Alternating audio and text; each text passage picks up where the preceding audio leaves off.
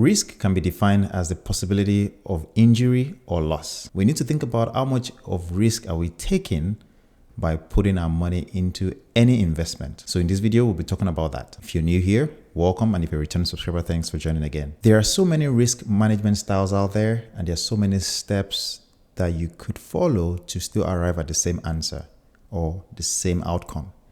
But when it comes to risk management, it's even more important to know what type of person we are, what can we tolerate, and what do we feel comfortable taking on in terms of risk. So give you an example. If you saved up, say $1,000 and you feel, okay, now it's time for me to turn this $1,000 to $10,000. Is it possible?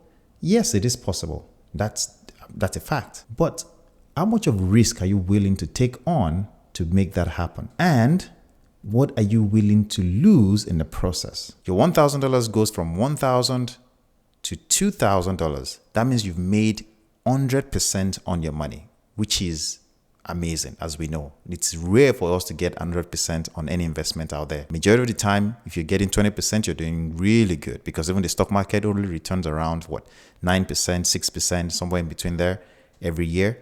So for you to be able to return, say, 100% in a few months is amazing. And it is possible. It's happened. I mean, we've seen it in crypto. We've seen it in some stocks. It is possible. What is the potential loss, though, of this investment? The potential loss is, let's assume that this stock doesn't go up to $1,000 or your $1,000 doesn't increase in value or in a few months, and rather it goes the opposite direction. And in this case, you lost $500. Okay.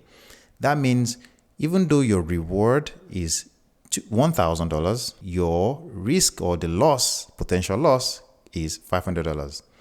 This is considered a 2-to-1 ratio, all right, because you take a 1,000, you divide it by 500. So that gives you your 2-to-1. Now, here's something that you need to understand. Before you put your money into an investment, you want to ask yourself, what is the goal of this investment? What is the purpose of this investment? And this is where it is important to do your own portfolio analysis, all right? At least just do your own quick analysis of your portfolio to see if you had, let's say, $5,000 saved, or maybe you have $10,000 saved, or you have $1,000 saved. How much are you willing to risk in order to get the reward that you want?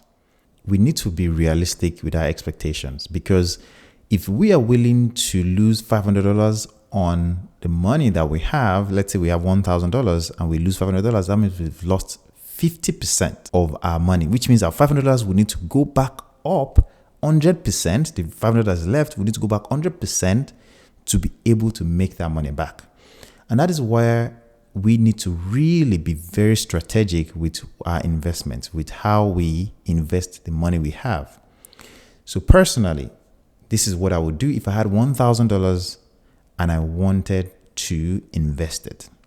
The first thing is my $1,000 will be divided into 3 categories. The first will be a long-term category, there'll be a short-term category, and a cash category. The long-term category will hold 90% of my money, and that 90% will be invested in long-term investments like VTI, VOO, investments that I know that they are very stable and very predictive.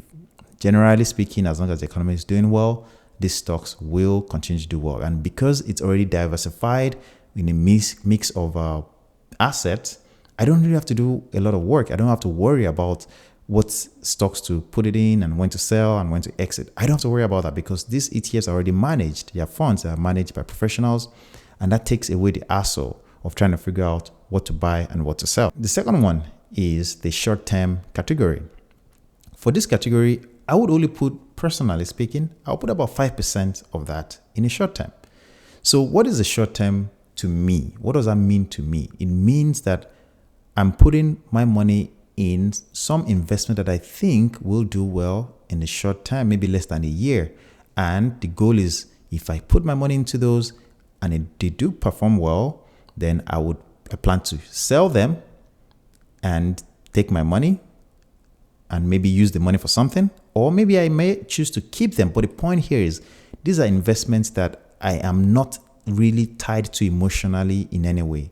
I'm just buying what I think will perform well based on my own interpretation of the performance of the market, of their business. And I will sell them when they're up. And sometimes I may hold them even long term. But the point is, these investments are not things that I'm relying on for my future. They're not things that I'm relying on for my immediate needs as well. So somewhere in between of, depending on the situation, I may be able to just sell and get out and not worry about those type of investments because they're not tied to my long-term goals. Short-term investments could be buying stocks, individual stocks. Maybe if you're familiar with options, maybe trading some options. Those are very high risk type investments, of course, but your goal is to make money. And if you're comfortable risking those 5% of the money, which in this case is about $50 of the $1,000 is what you're risking. So it's easy and tolerable even if that investment goes down. The last category is the cash category. And with this category, all I'm doing is the cash that I need for maybe my immediate needs. Now, this is a simple example because this same example, we can flip it around and make it $5,000 and we can make it $10,000 or $50,000 or $100,000. The main point here though is to put our long-term investments in safe assets that do not require so much risks. I mean, there's still some risk involved, but because of diversification, because of the fact that we are not actively trying to time the market, this is automatically handled for us by professionals that do the job and they get paid for it. They handle that part. And that's what we want to do. For whatever amount you have to invest, think not to invest everything in one company and expect it to go to the moon or expect it to double, because that is not always realistic. Is it possible? Yes, it is possible. But to expect that to be repeatable on a consistent basis will be incorrect. I just thought to share this with you. If you have found value in this one, please don't forget to drop a like on the video. Don't forget to subscribe to the channel. I would love to see you in my next video.